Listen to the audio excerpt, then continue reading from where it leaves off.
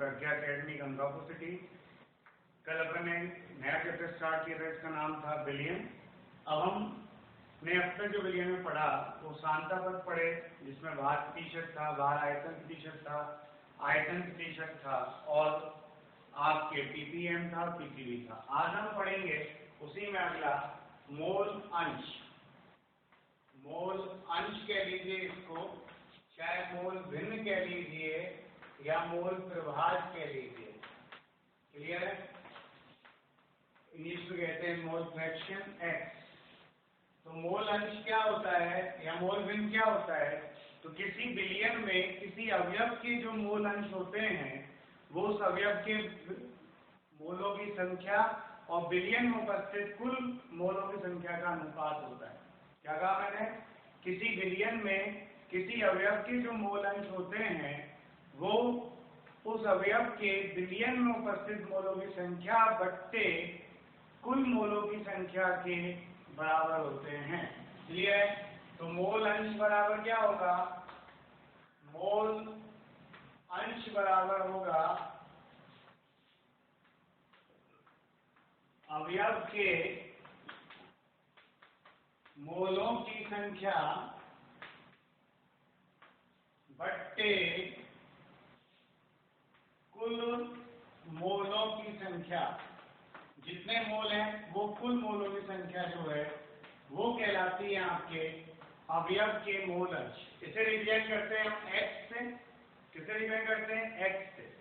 अब हमने मान लिया कि माना ये जो बिलियन है, इस बिलियन में दो घटक हैं, दो अवयव हैं, एक विलेय है और दूसरा विलायक है। ओके? क्या एक विलेय है और दूसरा विलायक है। विलेय को हमने ए से रिप्रेजेंट करना है पूरे चैप्टर में और विलायक को हम रिप्रेजेंट करेंगे बी से। हम इनसे रिप्रेजेंट कर रहे हैं, आपको यही मानना है, ए और बी, ए विलेय और बी विलायक। मान लिया कि विलेय के मोलों की जो संख्या है वो मोलों की संख्या जो है Na है और इसके विलायक के मोलों की संख्या Nb है। तो कुल मोलों की संख्या क्या आएगी? Na प्लस Nb आएगी। और मोल अंश जो है विलेय का XA मान लिया, विलायक का XB मान लिया। क्लियर? अब हम यहाँ पर देखें, फॉर्मूले लगाएं कि कैसे निकलेगा। तो A का मोल अंश निकालना है आपको X से। क्या आएगा? A के मोलों की संख्या बट्टे कुल मोलों की संख्या। तो A के मोलों की संख्या क्या आएगी आपके? Na बट्टे कुल मोलों की संख्या होगी Na प्लस Nb। क्लियर? हो गया? तो ये हो गया A का मोल अंश। क्लियर? ऐसी यदि मैं B के मोल अंश की बात करूं तो B के मोल अंश कैसे निकलेंगे भाई? विलायक के। तो B के मोल अंश निकलेंगे B के मोलों की संख्या बट्टे कुल मोलों की संख्या। तो जिसका भी मोल अंश निकालना है उसमें कुछ नहीं करना होता। उसमें क्या करना है? जिस अवयव का मोल अंश निकालना है उसके मोलों की संख्या बट्टे कुल मोलों की संख्या क्या कहलाती है? उसका मोल अंश। अब जैसे यहाँ पे मान लो x बिलियन निकालना है तो x बिलियन बराबर होगा x विलेय और प्लस x विलायक, यही होगा। तो x बिलियन जो आएगा x विलेय, विलेय को रिप्रेजेंट किया अपन ने x से और विलायक को रिप्रेजेंट किया b से, तो xb हो गया। x से xb का मान रख दिया तो x बिलियन जो आएगा कितना आएगा? x से Na बट्टे Na प्लस Nb और यहाँ पे क्या आएगा? Nb बट्टे Na प्लस Nb। क्लियर? तो यहाँ पर जो x बिलियन आया वो कितना आया भाई? x बिलियन आएगा आपके Na प्लस Nb बट्टे Na प्लस Nb बराबर 1। क्लियर? तो इसका मतलब क्या है? XA प्लस XB बराबर होता है 1। आप चाहे स्मॉल लिखो चाहे कैपिटल लिखो, कोई फर्क नहीं पड़ता। इसका मतलब क्या है? सॉल्यूशन में प्रेजेंट जितने भी अवयव हैं, बिलियन में जितने भी अवयव उपस्थित हैं, उन सभी अवयवों के मोल अंशों का योग इकाई होता है। क्या बोला मैंने? किसी विलयन में उपस्थित सभी अवयवों के मोल अंशों का योग इकाई होता है। तो x1 + x2 = 1। कोई कंफ्यूजन? तो यदि आपको x2 दे रखा और x से निकालना हो, कैसे निकलेगा? 1 - x3। एक में घटा दो उसको, आ जाएगा। ऐसे यदि आपको xa दे रखा हो, x भी निकालना हो, तो आएगा 1 - xa। एनी कंफ्यूजन है क्या भाई? चलिए, कोई दिक्कत? ये था मोल अंश। क्या करना है? अवयव के मोल बट्टे कुल मोलों की संख्या। कोई कंफ्यूजन? चलिए, क्लियर है आपके मोल अंश? क्या करना है? अवयव के मोल बट्टे कुल मोलों की संख्या। अब हम लेते हैं यहाँ पर अगली कंसंट्रेशन टर्म मोलरता, जिसे हम रिप्रेजेंट करते हैं कैपिटल M से। तो मोलरता का मतलब क्या होता है? मोलरता का मतलब होता है किसी विलयन के इकाई आयतन में उपस्थित विलेय के मोलों की संख्या। क्या बोला मैंने? किसी विलयन के इकाई आयतन में उपस्थित विलेय के मोलों की संख्या। मतलब 1 लीटर विलयन में विलेय के कितने मोल उपस्थित हैं, वो ही उसकी क्या कहलाएगी? मोलरता कहलाएगी। क्लियर है? तो अपन बात करें मोलरता की परिभाषा क्या हो गई भाई? किसी विलयन के 1 लीटर आयतन में उपस्थित विलेय के मोलों की संख्या, तो उसकी क्या कहते हैं? हम मोलरता कहते हैं। और इसे हम कैपिटल M से रिप्रेजेंट करते हैं। क्लियर? तो कैपिटल M से रिप्रेजेंट करते हैं और की जो यूनिट होती है वो होती है मोल पर लीटर। क्या होती है भाई? मोल पर लीटर। तो मोलरता क्लियर है। अब इसका सूत्र कैसे लिखेंगे? आपने क्या बोला मोलरता के लिए? आपने कहा कि किसी विलयन के इकाई आयतन में उपस्थित विलेय के मोलों की संख्या। क्लियर? तो यहाँ पे क्या आएगा? विलेय के मोलों की संख्या बट्टे विलयन का आयतन इकाई लगा तो नीचे आ जाएगा, बट्टे विलयन का आयतन। और वो आयतन किसमें होगा? लीटर में। क्लियर? तो यहाँ पर मोलरता कैपिटल M = विलेय के मोलों की संख्या होती है Na बट्टे विलयन का आयतन है B। क्लियर? किसमें है B? लीटर में। कोई दिक्कत? फिर यहाँ पे अपन बात करें कि सर Na बराबर क्या होता है? मोलों की संख्या बराबर क्या होता है? तो विलेय के मोलों की संख्या होगी विलेय का भार बट्टे विलेय का अनुभार। तो विलेय का भार बट्टे विलेय का अनुभार, ये हो गया विलेय के मोलों की संख्या। तो कैपिटल M = हो गया आपके कितना?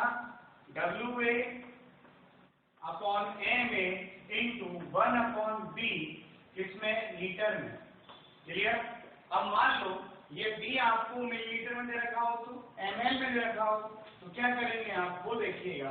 तो मोलरता बराबर आ गया WA बट्टे MA इंटू 1/B, किसमें? ml में। अब जब ये मिलीलीटर में दे रखा है आपको, तो हमें फॉर्मूला डेफिनेशन के अकॉर्डिंग किसमें लेना है? लीटर में लेना है, वॉल्यूम। और लीटर में तो यहाँ पे ml को लीटर बदलने के लिए क्या करना पड़ेगा? 1000 से डिवाइड करना पड़ेगा। तो यहाँ पे क्या हो जाएगा? M बराबर WA upon MA into 1000/B। ये होता है मोलरता का सूत्र। मतलब क्या सूत्र हो गया? मोलरता बराबर हो गया विलेय का भार बट्टे विलेय का अनुभार गुना 1000 बट्टे विलयन का आयतन। क्या हो गया भाई मोलरता का सूत्र? विलेय का भार बट्टे विलेय का अनुभार इंटू 1000 बट्टे विलयन का आयतन। कोई कंफ्यूजन है क्या? क्लियर है? चलिए, ये है आपके मोलरता। क्लियर? अब कभी कभी क्या होता है कि मान लो आपने डायरेक्ट नहीं दे रखा हो और आपको दे रखा हो विलयन में विलेय का भार प्रतिशत दे रखा हो। क्या दे रखा हो? विलयन में विलेय का भार प्रतिशत दे रखा हो और विलयन का घनत्व दिया गया हो। तो हम मोलरता कैसे निकालेंगे? तो मोलरता का सूत्र वहां पे आएगा x into D into 10 upon MA। Clear? x into D into 10 upon MA। x क्या है यहाँ पर? यहाँ x जो है वो तो है भार प्रतिशत, इसका विलेय का भार प्रतिशत। डी जो है वो है विलयन का घनत्व। क्या है डी?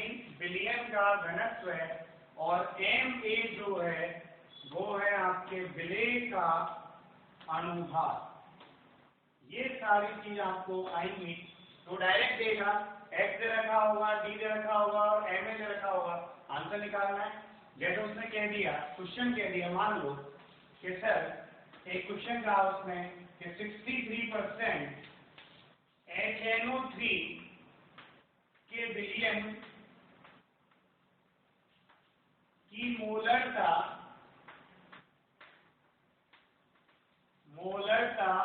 ज्ञात करो। आपको घनत्व दे रखा है 1.25 ग्राम पर ml, और ये घनत्व हमेशा किसमें होगा? ग्राम पर ml में होगा, ये ध्यान रखना। क्लियर है? तो आपको देखो क्या क्या दे रखा है, अपन इसका सॉल्यूशन करें तो एक तो दे रखा है भार प्रतिशत, प्रेशर। तो यहाँ पर जो x है वो तो हो गया 63, फिर d डेंसिटी कितनी दे रखी है आपको? 1.25 ग्राम पर ml, और ma कितना दे रखा है? विलेय का अनुभार कितना है? 1 और 14 15 और 48 63। तो क्या निकालना है? आपके मोलरता निकालनी है। तो आपको देखो x दे रखा है, d दे रखा है, ma दे रखा है, करना क्या है? कुछ नहीं करना, फॉर्मूले में वैल्यू पुट करनी है, आंसर आ जाएगा। तो मोलरिटी का फॉर्मूला क्या है? x into D into 10 upon m। x कितना है आपके? 63 इंटू डी कितना है? 1.25 इंटू 10 अपॉन m में 63 में 63 कैंसिल, और 12 कितना आया? 12.5 यूनिट क्या आएगी? मोल पर लीटर। कोई दिक्कत? तो ये फॉर्मूला कब यूज करना है आपको? ये फॉर्मूला तब यूज करना है जब आपको भार प्रतिशत दे रखा हो, विलयन का घनत्व दे रखा हो और विलेय का नाम दे रखा हो, तो अनुभार अपने आप आ ही जाएगा। कोई प्रॉब्लम है तो आप बताइए। क्लियर? ये है मोलरता। क्या है ये? मोलरता। कोई प्रॉब्लम है तो आप बताइए। क्लियर?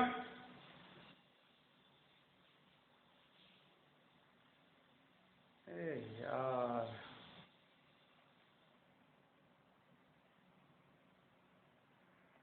क्लियर है मोलरता? क्या थी मोलरता? किसी विलयन के 1 लीटर आयतन में उपस्थित विलेय के मोलों की संख्या को मोलरता कहते हैं। अब हम कहते हैं मोलरता। क्या लेते हैं? मोलरता, स्मॉल m। तो ला के बोलेंगे मोलरता का तो मोलरता आएगी। इसे रिप्रेजेंट करते हैं हम स्मॉल m से। मोलरता का मतलब होता है किसी विलयन में 1 किलोग्राम विलायक में घुले हुए विलेय के मोलों की संख्या। क्या कहा मैंने? किसी विलयन में 1 किलोग्राम विलायक में घुले हुए विलेय के मोलों की संख्या को हम उस विलयन की मोलरता कहते हैं। क्या कहा मैंने? 1 किलोग्राम विलायक में घुले हुए विलेय के मोलों की संख्या को उसकी मोलरता कहते हैं। इसे स्मॉल m से रिप्रेजेंट करते हैं, और इसकी जो इकाई होती है वो इकाई होती है मोल पर केजी। क्या इकाई होती है इसकी? मोल पर केजी। तो यहाँ पर जो इसका फॉर्मूला बनेगा मोलरता का, आपने क्या कहा? किसी विलायक के 1 किलोग्राम में उपस्थित विलेय के मोलों की संख्या। तो यहाँ पर क्या आएगा? ऊपर तो आएगा विलेय के मोलों की संख्या। अब देखिए मोलरता में तो आता था विलयन का आयतन, और मोलरता में आएगा विलायक का भार। क्या आएगा? विलायक का भार, वो भी किसमें? केजी में, किलोग्राम में। क्लियर? तो मोलरता स्मॉल m बराबर विलेय के मोलों की संख्या जो होती है Na बट्टे विलायक का भार होता है Wb, वो भी किसमें? केजी में। Na का मान क्या होता है? Na बराबर होता है WA बट्टे n। भाई विलेय के मोलों की संख्या बराबर क्या होगा, विलेय का भार बट्टे विलेय का अनुभार गुना 1/WB। ये किसमें आ गया आपके केजी में। क्लियर। तो यहाँ पे जो m आएगा वो m कितना आएगा, ये आ गया। अब अगर ये ग्राम में दे रखा हो तो क्या आएगा, देखो आप WA/MA इंटू 1/WB, ये ग्राम में दे दिया तो बट्टे 1000, और बट्टे 1000 से 1000 कहाँ पहुंच जाएगा, ऊपर, यहाँ से हट जाएगा। तो ये बन गया मोलरता का सूत्र। क्या आएगा, विलेय का भार बट्टे विलेय का अनुभार गुना 1000 बट्टे विलायक का भार ग्राम में। क्लियर है, कोई दिक्कत? क्लियर। तो मोलरता का मतलब क्या है, 1 किलोग्राम विलायक में घुले हुए विलेय के मोलों की संख्या, उस विलयन की मोलरता कहते हैं। इसे स्मॉल m से विभाजन करते हैं और इसकी इकाई जो होती है वो मोल पर केजी होती है। और सूत्र क्या होता है, विलेय का भार बट्टे विलेय का अनुभार गुना 1000 बट्टे विलायक का भार। यानी हम बात करें मोलरता व मोलरता पर ताप का प्रभाव। क्लियर। किसकी बात करें हम, मोलरता व मोलरता पर ताप का प्रभाव की बात करें। तो आप यहाँ देखिए, ताप का प्रभाव उन पर ही पड़ेगा जिनमें आयतन होगा, क्योंकि द्रव्यमान है तो उन पे ताप का प्रभाव नहीं पड़ेगा। तो सबसे पहले हम मोलरता का सूत्र लिखें। m बराबर क्या आता है, WA/MA इंटू 1000/D। ये तो मोलरता का सूत्र है। और मोलरता का सूत्र क्या आएगा, WA/MA इंटू 1000/WB। तो आप यहाँ देखिए, मोलरता में ये आयतन का पद यूज हो रहा है।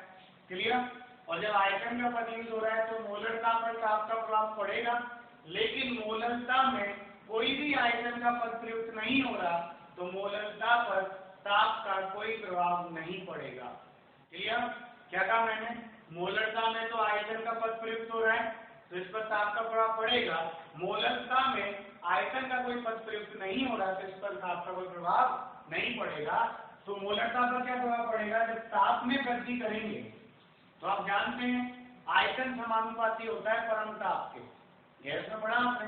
तो आयतन या समानुपाती परम ताप के तो आयतन में वृद्धि होगी, और आयतन में वृद्धि होगी तो जब ये बढ़ेगा तो ये घटेगा ना भाई, तो मोलरता में क्या आएगी, कमी आएगी। इसका मतलब क्या है, ताप में वृद्धि करने पर मोलरता में क्या आती है, कमी आती है। क्या कहा मैंने, ताप में वृद्धि करने पर मोलरता में क्या आती है, कमी आती है। कोई कंफ्यूजन? अब हम बात करें नॉर्मलता की। नॉर्मलता का मतलब होता है किसी विलयन के इकाई आयतन में उपस्थित विलेय के ग्राम तुल्यांकों की संख्या। क्या मतलब है, किसी विलयन के इकाई आयतन मतलब 1 लीटर आयतन में उपस्थित विलेय के ग्राम तुल्यांकों की संख्या को उस विलयन की नॉर्मलता कहते हैं। इसे हम कैपिटल M से विलयन करते हैं और इसकी जो इकाई होती है वो ग्राम तुल्यांक प्रति लीटर होती है। क्या होती है भाई, ग्राम तुल्यांक प्रति लीटर होती है।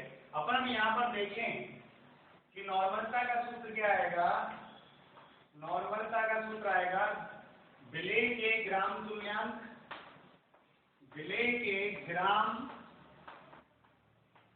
तुल्यांकों की संख्या बट्टे विलयन का आयतन। अब जो ग्राम तुल्यांक होते हैं ना बेटा, वो ग्राम तुल्यांक जैसे अपन ग्राम मोल निकालते ना, क्या आता है, भार बट्टे अनुभार। तो तुल्यांक जब निकालते हैं तो वहां पे आएगा भार बट्टे तुल्यांक की भार। क्या आएगा, भार बट्टे तुल्यांक की भार। तो कैपिटल M बराबर हो गया विलेय के ग्राम तुल्यांक की संख्या, मतलब विलेय का भार बट्टे विलेय का तुल्यांक की भार गुना 1000 बट्टे विलयन का आयतन। मैंने डायरेक्ट लिख दिया ml वाला। क्लियर। ये होता है आपके नॉर्मलता। क्या होता है ये, नॉर्मलता। अब आप जानते हैं कि तुल्यांक की भार बराबर क्या होता है, तुल्यांक की भार बराबर होता है विलेय का तुल्यांक की भार क्या होगा, अनुभार बट्टे संयोजकता। क्या होता है भाई, अनुभार बट्टे संयोजकता, मतलब एम ए बट्टे स्मॉल एम। स्मॉल एम को हम कहते हैं संयोजी कारक। क्या कहते हैं? संयोजी कारक। इसका मान यहाँ रख दीजिए यहाँ, क्लियर, ई का मान। तो यहाँ पर जो एन आएगा वो एन कितना आएगा? डब्ल्यू ए बट्टे ई का मान कितना है? एम ए बट्टे एम। एन को मैं यहाँ लिख दूं गुना 1000 बट्टे बी, जिसमें आ गया ये एम एल। क्लियर? तो विलेय का भार बट्टे विलेय का अनुभार गुना 1000 बट्टे बिलियन का आयतन। बिलियन की मोलरता होगी नहीं, क्या हो गई भाई? बिलियन की मोलरता। तो नॉर्मलता बराबर हो गया मोलरता गुना एन, मतलब संयोजी कारक। और संयोजी कारक अपन ने रेडॉक्स अभिक्रिया में खूब पढ़ा है। जैसे हम लोग के लिए तो था कि आगे जा सकने वाले हाइड्रोजनों की संख्या, मतलब प्रोटॉनों की संख्या। जैसे H2SO4 के लिए 2 हो गया संयोजी कारक, HCl के लिए 1 है, HClO4 के लिए 1 है, HBr के लिए भी 1 है, HNO3 के लिए 1 है। क्षार के लिए क्या होता था? क्षार के लिए OH की संख्या होती थी, जैसे NaOH है, इसमें 1 हो गया वैलेंसी फैक्टर। CaOH का होल ट्वाइस है, इसके लिए 2 हो गया। क्लियर? तो n का मान कैसे निकालेंगे? तो बाकी अपन ने बहुत बृहद रूप से निकालना सिखा रखा आपको रेडॉक्स अभिक्रियाओं में, अब वहां निकालिएगा। कोई दिक्कत आए तो मुझे बताइएगा। क्लियर है? ये है नॉर्मलता। कोई दिक्कत? चलिए, अब ये खत्म हो गई कंसंट्रेशन टर्म्स। अब हम बात करते हैं इनके एग्जांपल्स की। मैं आज छोटे छोटे 3 एग्जांपल देता हूँ और आपको करने के लिए, सॉल्व करने के लिए एग्जांपल्स देते हैं, उनको सॉल्व करिएगा। कोई दिक्कत आए तो आपको एग्जांपल दे दिया। क्या एग्जांपल है कि 2 ग्राम NaOH को घोलकर 40 ml बिलियन बनाया गया, तो बिलियन की मोलरता ज्ञात करो। तो आपको विलेय कौन है? NaOH, और बिलियन कितना है? 40 ml। क्लियर? तो विलेय का भार क्या गिवन है आपको? विलेय का भार दे रखा आपको 2 ग्राम और बिलियन का आयतन दे रखा आपको 40 ml। क्लियर?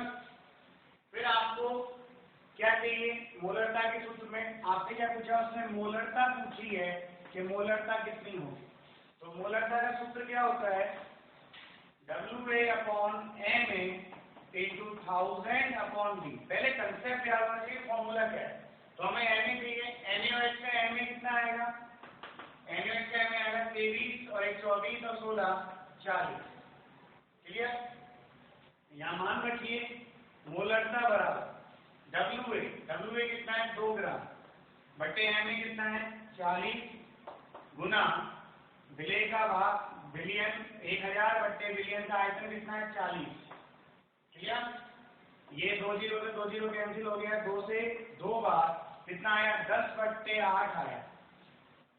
10/8 का मतलब 8 एकम 8 बचे कितने? 2, 8 हुआ 16 और 8 पंजे 20।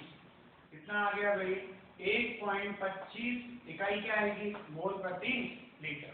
क्लियर है? कुछ नहीं करना, आपको अब ये बताना चाहिए कि हमें फॉर्मूला क्या है और क्या क्या गिवन है। बस ये वैल्यू तो पुट करनी है, इसको है क्या भाई? वैल्यू तो पुट करनी है आपको। WA रख दिया, MA रख दिया, B रख दिया, काम खत्म। क्लियर?